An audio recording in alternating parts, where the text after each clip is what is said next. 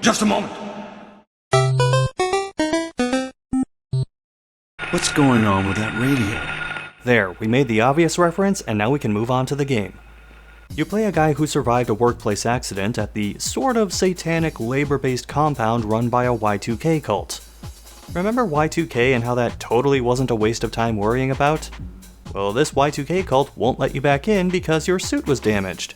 They tell you to jump into an acid pool so your family can collect your remains in a commemorative flask, but instead you grab a pneumatic excavation tool, break back into the compound, and fight off an army of followers under orders to kill you. Radio Viscera is a difficult game for me to gauge. I enjoyed it overall, but so many of my general thoughts on it and various parts of it can be expressed as a formula. I like X, but Y. For example, I like the idea of being able to bust through walls and take slightly different paths through levels and use different tactics to maneuver around enemies. But it's apparent only certain walls can be destroyed, which cuts down the amount of areas to explore, and some walls simply don't have collision detection. I lost count of how many times I or an enemy phased through a wall, both destructible and non-destructible. The frame rate was solid throughout. The hiccups that you see in the footage are due to my recording software overloading repeatedly. But you know what wasn't solid? Some of the walls in the game. Aside from the times I mentioned before where I just walked through a wall that was supposed to be destructible, and some that weren't, you know what else wasn't solid? The floor. I somehow managed to fall through the level multiple times just by walking into and through a wall or floor. This also happened directly above a trap one time. And no! Having to replay everything to that point did not make me as salty as a ballpark pretzel. That said, there was one more thing that wasn't solid about Radio Viscera. Its own existence. The game crashed a few times, with most of them happening in a couple levels near the game's midpoint.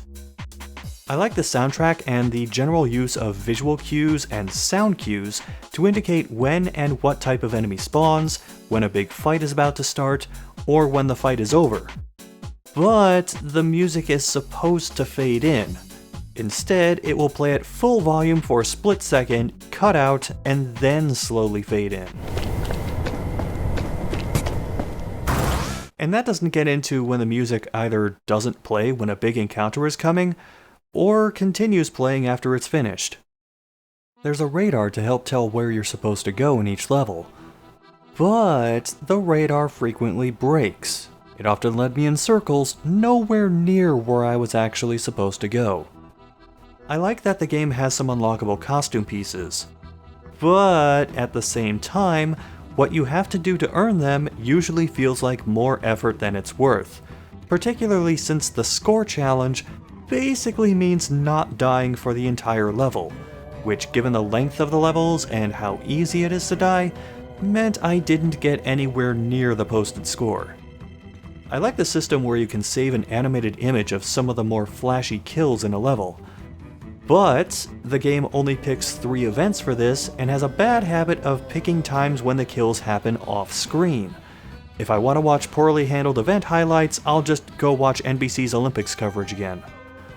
I like that the game mixes outdoor and indoor sections so you don't feel like you're going through the same environments constantly, but I would keep seeing black frames pop up while I was playing.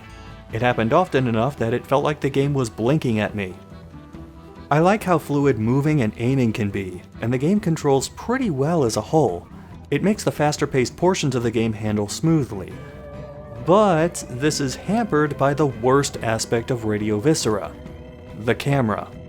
This view makes it simple to aim forward, but unnecessarily difficult to aim at anything even slightly above or below the player.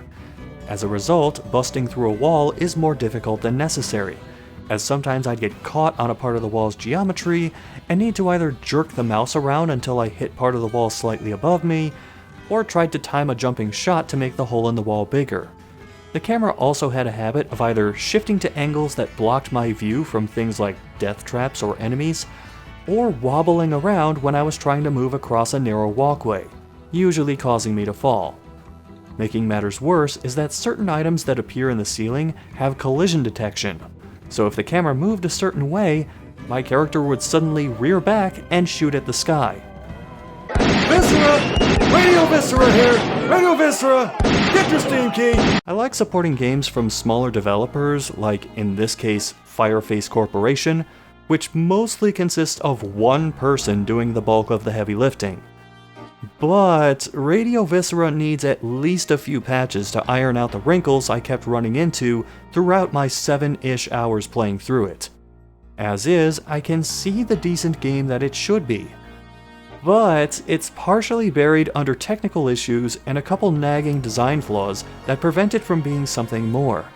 With some time, bug fixes, and maybe a price drop, I'd be far more confident in recommending this.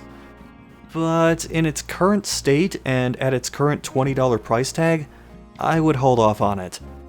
In the meantime, don't worry too much about the Y2K cult. When it gets big enough, the number of people in it will roll over to 0.